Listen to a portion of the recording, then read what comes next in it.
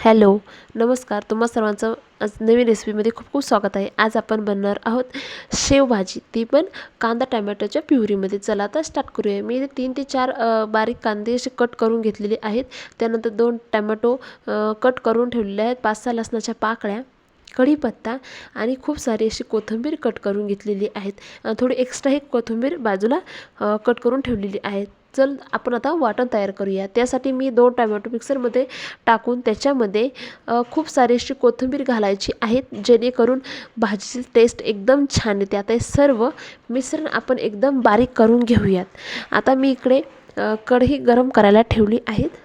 त्यानंतर कढई गरम झाली, त्याच्यामध्ये 2 चमचे तेल टाकून घ्यायचं आहे. 2 चमचे तेल टाकल्यानंतर त्याच्यामध्ये अर्धा चम्मच जिरे टाकून ते छान प्रकारे तळू द्यायचे आहेत. जिरे जेवढे छान तळले तेवढे आपली भाजीला एक खमंग वास आणि टेस्टही छान लागते. त्याच्यानंतर 5-6 कट केलेल्या बारीक लसणाच्या पाकळ्या त्याच्यामध्ये घालून घ्यायच्या आहेत आणि कढीपत्ता अवश्य घाला, कारण कढीपत्त्याने भाजीची टेस्ट खूप छान येते आणि वासही खूप छान येतो. त्यामुळे शेवभाजीला कढीपत्ता नक्की घाला. त्यानंतर मी जे बारीक कट केलेले कांदा यामध्ये घालून घेतला आहे. कांदा कट केला जेवढा होईल शक्यतो तेवढा बारीक कट करा, कारण की शेवभाजीला आपण कांदा बारीक कट करून टाकल्याच्या नंतर शेवभाजी खूप छान लागते आणि त्याचं स्ट्रक्चरही खूप छान होतं.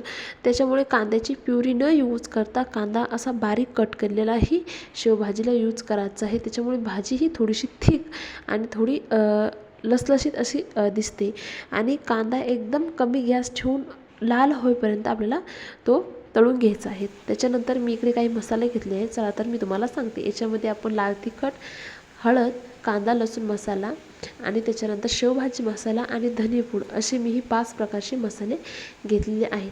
जर तुमच्याकडे एक्स्ट्रा असेल तर तुम्ही एक्स्ट्राही त्याच्यात ॲड करू शकता, पण माझ्याकडे जे होते ते मी घेऊन हे सर्व मसाले याच्यामध्ये टाकून हे सर्व मिश्रण एकत्र करून घ्यायचं आहे. आता एकदम कमी गॅसवरती मसाले आपल्याला तळून घ्यायचे, नाहीतरी मसाले जास्त गॅसवरती तळलेत की मसाले खूप जास्त जळतात आणि भाजी ही टेस्टला थोडीशी वेगळी लागते.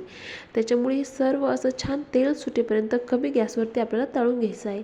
हे सर्व मिश्रण छानपैकी तेल सुटेपर्यंत तळलं. त्याच्यानंतर आपण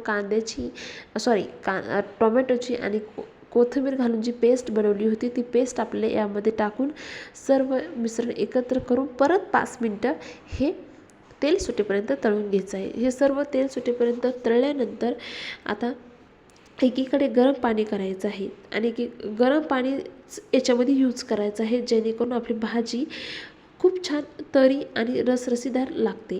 आता मी इकडे पाणी गरम करून घेतलं आणि स्टार्टिंगला अर्धाच कप त्याच्यामध्ये पाणी घालून सर्व एकत्र करून त्याच्यावरती झाकण ठेवून ते 5 मिनटं कमी गॅसवरती शिजून घ्यायचं आहे, जेणेकरून आपला मसाला छान त्याच्यामध्ये शिजेल आणि आपली भाजीही थिक होईल.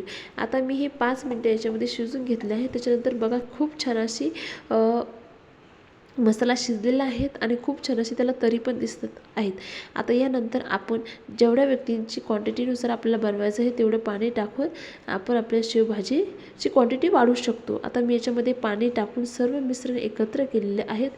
खूप छान अशी आपल्या भाजीला तरी आलेली आहेत आणि खूप छान रसरशीत अशी दिसत आहेत. आता याच्यानंतर मी याच्यामध्ये चवीनुसार मीठ घालायचं आहे. मीठ घातल्यानंतर परत सर्व मिश्रण एकत्र करून 5 मिनटं झाकण ठेवून सर्व एक उकळी काढून घ्यायची आहे आणि त्याच्यानुसार तुमची जी ही आवडती शेव आहे ती सर्व शेव त्याच्यामध्ये घालून चपाती, कांदा आणि लिंबू संग ही सर्व करायची आहे. कशी वाटली रेसिपी नक्की सांगा. असे व्हिडिओसाठी माझ्या चॅनलला नक्की सबस्क्राईब करा. थँक्यू.